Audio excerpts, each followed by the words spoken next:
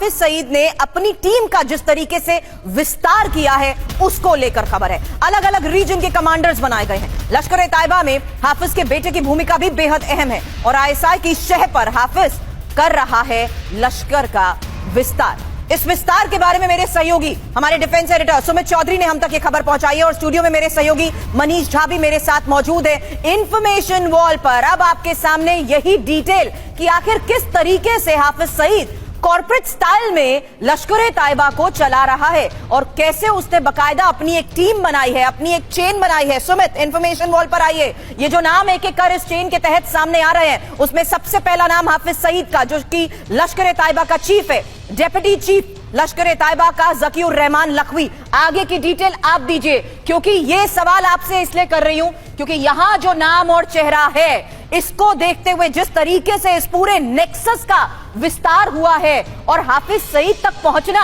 क्या यही एक वजह है कि बीच में इतने लोगों को कॉर्पोरेट स्टाइल से एक चेन बनाते हुए एक्टिव कर दिया कि इन सब तक पहुंचते हुए हाफिज तक पहुंचना एक बहुत बड़ा चैलेंज बन जाए? देखिए, बिल्कुल ये फिल्ट्रेशन है। अगर आप देखें कि लगातार हर लेवल के ऊपर यानी ज़कीउर रहमान लखवी के बाद ये फिल्ट्रेशन इसलिए किया गया है ताकि कोई भी जो हो वो सीधे तौर पर यहां पर यानी हाफिज सईद के पास ना पहुंचे। मूसा आपने देखा जो सबसे इंपॉर्टेंट था, जिसने पहलगांव के अटैक को अंजाम दिया, लेकिन मूसा के ऊपर कितने लोग थे ये देखिए। सबसे इंपॉर्टेंट है रीजन वाइज इनके कमांडर्स को बांटा गया है। ये वो कमांडर्स हैं जो पाकिस्तान आर्मी से सीधे तौर पर इन्वॉल्व रहते हैं, इनकी ट्रेनिंग हो, इनकी लॉजिस्टिक्स हो, सीधे पाकिस्तान आर्मी की तरफ से मुहैया होते हैं। देखिए, हाफिज तला जो डिप्टी था लश्कर का, ये एक अलग से ऑपरेशन को कमांड करता है। इंचार्ज कश्मीर का अबू अनस और उमर सोफिया, ये है जम्मू कश्मीर के, ये जम्मू का रीजन का और ये कश्मीर के रीजन का, और सीधे तौर पर इनकी रिपोर्टिंग होती है यहां पर यानी इनके ऑफिशियल और ऑपरेशनल चीफ को यानी यूसुफ मुजम्मिल कौर। ये डायरेक्ट इन्वॉल्व होता है यहां, यानी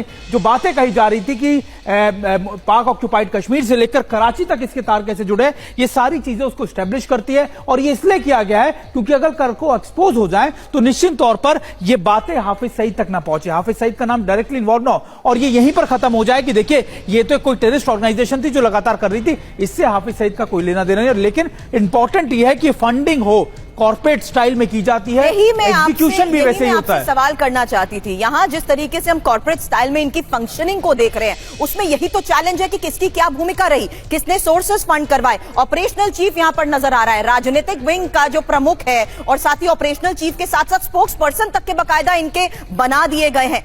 यह साफ है कि इन्हीं के थ्रू प्लानिंग को एग्जीक्यूट करने के लिए आगे फॉरवर्ड किया गया। बिल्कुल, और इसमें सबसे इंपॉर्टेंट मैं आपको बताऊं, एक इनविजिबल किरदार आपको जो नजर आता है वो पाकिस्तान आर्मी का।